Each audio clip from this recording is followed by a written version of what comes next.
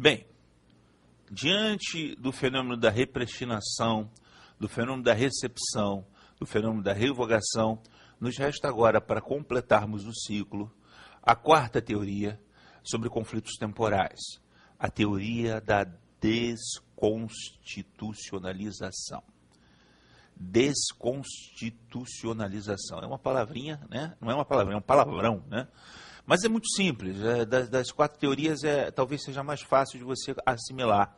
Apesar do palavrão, é muito simples. Seria a possibilidade de nós recepcionarmos, na qualidade de normas ordinárias, de normas infraconstitucionais, assuntos da Constituição pretérita, assuntos da Constituição revogada, que não são tratados pela Constituição revogadora, pela Constituição superveniente. Então, são temas que seriam, por assim dizer, desconstitucionalizados, no sentido de não terem mais o status de normas constitucionais, mas que, por um princípio de economia legislativa, seriam recepcionados na forma de leis comuns, de leis ordinárias, portanto, de normas infraconstitucionais. Vamos para o slide tentar entender como seria esse fenômeno. Vamos lá? Próxima teoria, teoria da desconstitucionalização.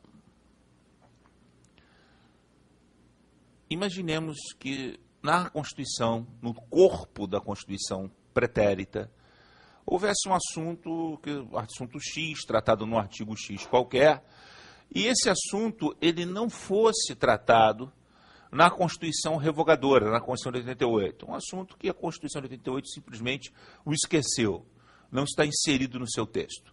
A Constituição de 88, portanto, não trata sobre ele.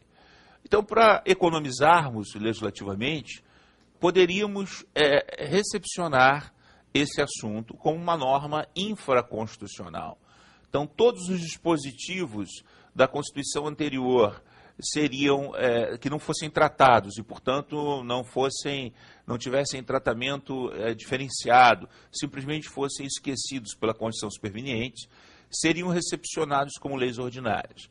Uma teoria bastante interessante, você tem que conhecer esse conceito, mas, por favor, jamais marque essa opção como correta, porque nós não admitimos essa possibilidade.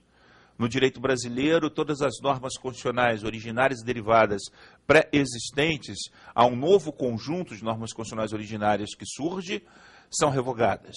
Então não fica nenhum dispositivo. Não há a menor possibilidade, portanto, de dispositivos de uma Constituição passada virem a ser recepcionados como leis ordinárias. A teoria da desconstitucionalização só seria a opção correta se fosse uma questão conceitual e o conceito apresentado pela banca fosse exatamente esse que eu acabei de apresentar a vocês. Agora, por outro lado, embora nós não adotemos a teoria da desconstitucionalização, é conveniente que o candidato não generalize. Uma coisa é isso que nós acabamos de ver, a teoria da desconstitucionalização. Outra coisa, completamente diferente, é uma questão tratar do verbo desconstitucionalizar. É possível que o verbo desconstitucionalizar seja conjugado em vários tempos verbais. Então, imagine, por exemplo, uma assertiva numa prova que afirma o seguinte: projeto de emenda à Constituição tramita no Congresso Nacional visando desconstitucionalizar as polícias civil e militar como primeira providência para a unificação dessas corporações, essas forças auxiliares do Exército, aliás, a Polícia Militar a Polícia Civil não, essas corporações, vamos botar essas corporações se unificassem. Que a Polícia Civil não é a Força Reserva do Exército, desculpe, só a Polícia Militar e o Corpo de Bombeiro Militar. Aí, se você tem uma assertiva dessa natureza, o que o examinador está fazendo é conjugando o verbo desconstitucionalizar. O que significa que a assertiva é correta. Polícia Civil e Polícia Militar não constituem cláusulas pétreas. Então é perfeitamente possível que uma emenda venha desconstitucionalizando, ou seja, retirando todas as referências constitucionais existentes sobre essas duas instituições. É possível até que uma emenda constitucional não só faça isso, como já promova a unificação dessas duas instituições, a Corporação Militar e a Polícia Civil. Nos moldes, por exemplo, do que ocorre nos Estados Unidos da América. Agora, outra coisa seria uma assertiva dizendo a emenda constitucional número 30 praticamente desconstitucionalizou o sistema financeiro nacional. E realmente, ela pegou o artigo 192, revogou, botou lá um caput, dizendo que lei complementar vai tratar de sistema financeiro, e acabou com aquela discussão que havia no 192, os juros de 12% ao ano. Você certamente não se lembra disso, que isso é mais antigo do que quando você começou a estudar, mas a gente teve uma discussão muito grande no Brasil, depois de 88, sobre esse artigo 192. Aí veio a emenda 30 e desconstitucionalizou. Isso é inconstitucional? Claro que não. Esse fenômeno é possível? É possível. Uma emenda constitucional retirar da Constituição referências a determinado ou a determinados assuntos. Perfeitamente possível. A emenda vai abolir aqueles assuntos da Constituição. Se não são cláusulas pétreas, implícitas ou explícitas, então não há problema algum em se desconstitucionalizar. Portanto, teoria da desconstitucionalização nós não adotamos, é uma coisa. Agora, conjugamos, podemos conjugar, com algum cuidado, claro, mas podemos conjugar o verbo desconstitucionalizar. Bem, meu amiguinho, minha amiguinha, com essas aulas você está apto a resolver questões quando a banca examinadora te localiza no tempo. Ou seja, os conflitos temporais de constitucionalidade. Vamos relembrar as 4 teorias no slide. Ao longo dessas primeiras aulas do módulo de controle de constitucionalidade, o candidato foi capaz de perceber que quando a banca examinadora apresenta um conflito temporal, 4 teorias se apresentam possíveis para a solução desse conflito. Quando o conflito temporal incide de norma constitucional para norma constitucional anterior e norma constitucional superveniente, a única solução possível é a teoria da revogação. A norma constitucional superveniente revoga a norma constitucional antecedente. Se, no entanto, a questão apresenta um conflito num outro plano hierárquico de normas, dentro da chamada jurisdição constitucional, entre uma norma constitucional superveniente e uma norma infraconstitucional pré-existente, a postura é inversamente proporcional. Nós não presumimos a revogação da norma infraconstitucional pré-existente, nós presumimos a sua recepção. Entra em cena, então, a teoria da recepção, que resolve esse tipo de conflito hierárquico dentro do campo da jurisdição constitucional. A teoria da recepção presume que a norma infraconstitucional pré-existente passa a integrar o ordenamento jurídico infraconstitucional atual, diante do surgimento de uma nova Constituição ou de uma emenda constitucional sobre aquele tema de que trata aquela ou aquelas leis anteriores. A teoria da recepção afere tão somente a compatibilidade material da norma pré-existente com a carta superveniente.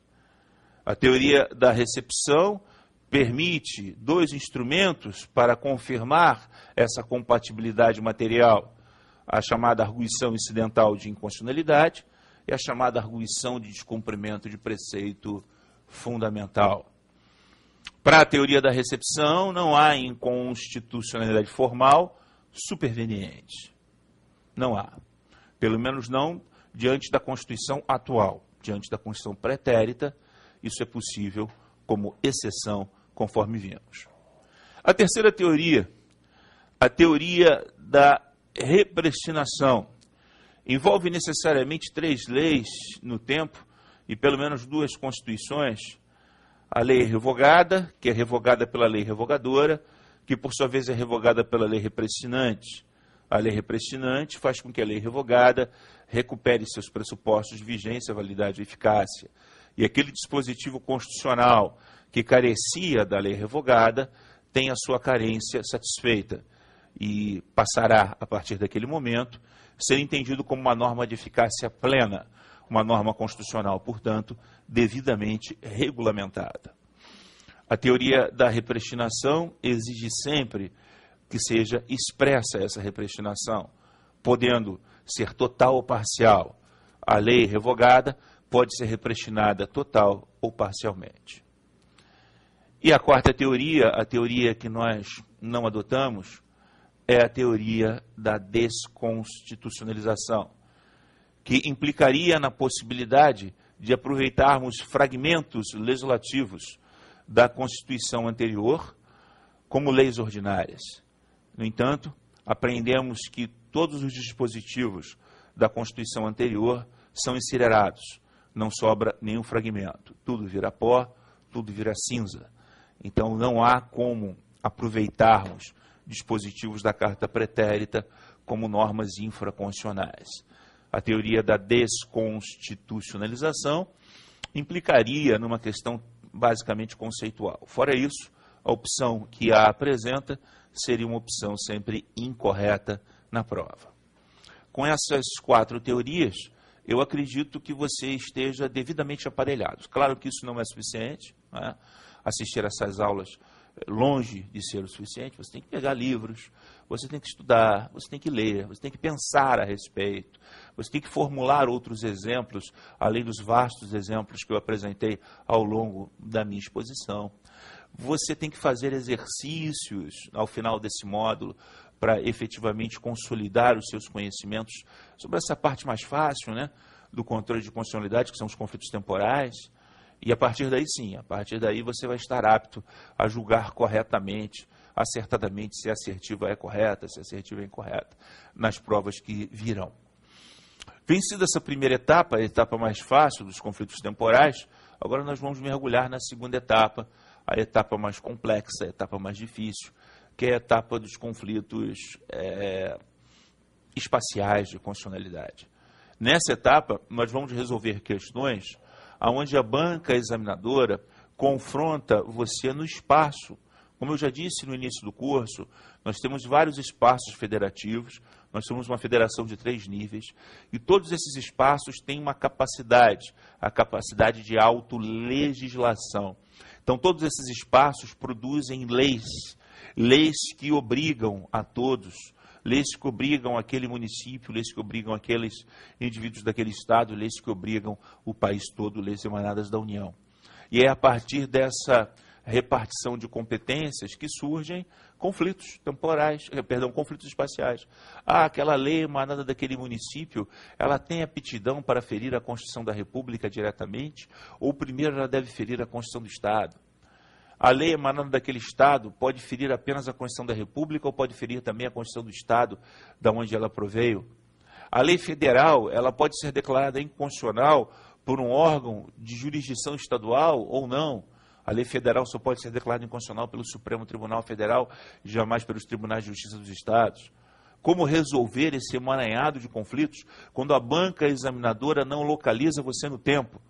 E se ela não localizou você no tempo, ela está tacitamente afirmando que não é um conflito temporal, que aquela lei já surgiu sob a égide da Constituição de 88, da Constituição atual. Mas é um conflito espacial. Quer dizer, o Estado pode legislar sobre aquilo, o município pode legislar sobre aquele assunto, ou a União tem competência para legislar sobre aquele assunto, aquela competência é apenas municipal.